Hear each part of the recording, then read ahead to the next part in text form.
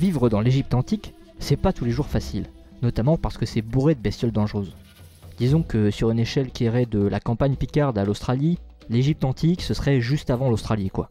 Mais alors, comment faisait-on pour se protéger de toutes les bestioles qui cherchent à vous buter, alors que, à l'époque, l'homme ne maîtrise pas encore le concept d'extinction de masse? Eh bien on avait pas mal recours à la magie. Magie, magie, et vos idées antigénie.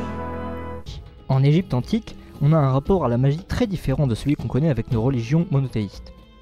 En effet, ici, cela n'a rien d'une hérésie. Hérétique! Au bûcher! C'est le bûcher! Au contraire, la magie fait partie intégrante de la religion égyptienne, mais ce sont ses prêtres qui la pratiquent. Un des objets magiques qu'on utilise pour se protéger des animaux dangereux, ce sont les stèles d'Horus sur les crocodiles. Ces stèles trouvent leurs origines dans une légende associée au dieu Horus. Je vous fais la version abrégée. Osiris est le roi des dieux, mais un jour, son frère Seth, jaloux, le fait assassiner pour prendre sa place. Après le meurtre, il découpe son cadavre en 14 morceaux qu'il éparpille. Isis, à la fois sœur et épouse d'Osiris, ouais, à l'époque, dans les familles royales, on se la joue Lannister, ou Targaryen, c'est vous qui voyez. Donc elle récupère les morceaux et reconstitue son défunt mari en le momifiant, puis elle utilise sa magie pour s'accoupler avec. Ouais, cherchez pas à comprendre, la mythologie c'est toujours chelou. Et de cette union naît un fils, Horus.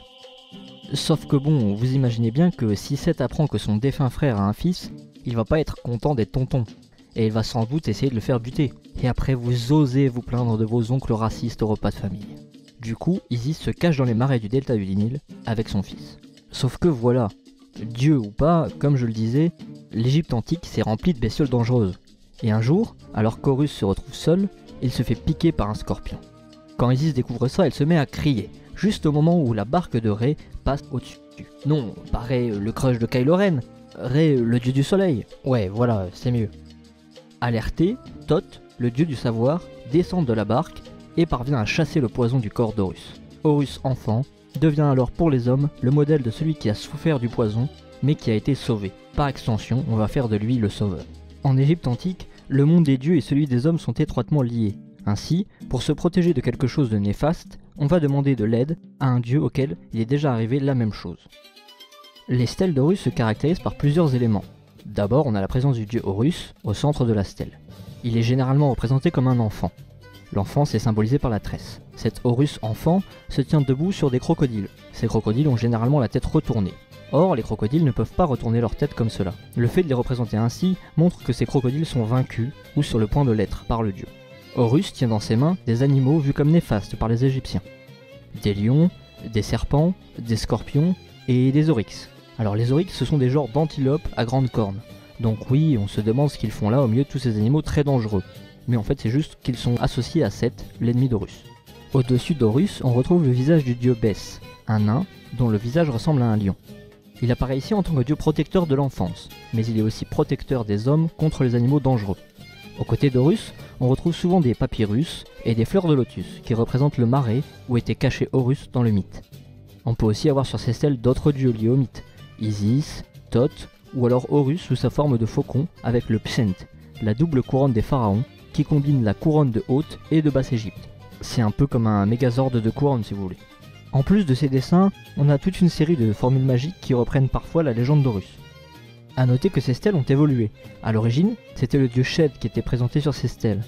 Horus l'a progressivement remplacé, probablement quand le mythe osirien a gagné de plus en plus en popularité en Égypte. Oui, c'est l'une des particularités de la religion égyptienne. Il y a ce qu'on pourra appeler des effets de mode. Selon la période, un dieu sera plus ou moins important par rapport aux autres. Mais c'est un peu compliqué et on en reparlera peut-être une autre fois. Certaines stèles étaient sous forme de petites amulettes qui relevaient de la magie préventive. Elles devaient éloigner les animaux dangereux. Les stèles les plus imposantes relevaient elles de la magie curative, pour soigner les blessures et le poison. La manière d'utiliser les stèles était de se servir d'eau. En effet, certaines stèles étaient accompagnées d'une statue guérisseuse ou d'un simple socle sur lequel on retrouvait un bassin. On versait de l'eau sur la stèle afin qu'elle s'imprègne des formules magiques gravées dessus, puis on recueillait l'eau dans le petit bassin et on la donnait à boire à la victime. Voilà, comme ça la prochaine fois que vous vous faites piquer par un scorpion, vous savez ce qu'il vous reste à faire. Si vous ne savez pas où trouver des stèles d'Horus, il y en a des très belles au musée du Louvre. Bon, par contre, je suis pas sûr que les gardiens seront très chauds pour que vous les aspergiez d'eau pour faire de l'antidote. Mais bon, vous pouvez toujours demander. C'est tout pour cette fois. Dites-moi ce que vous avez pensé de ce nouveau format beaucoup plus court. Et puis n'oubliez pas de vous abonner et à la prochaine.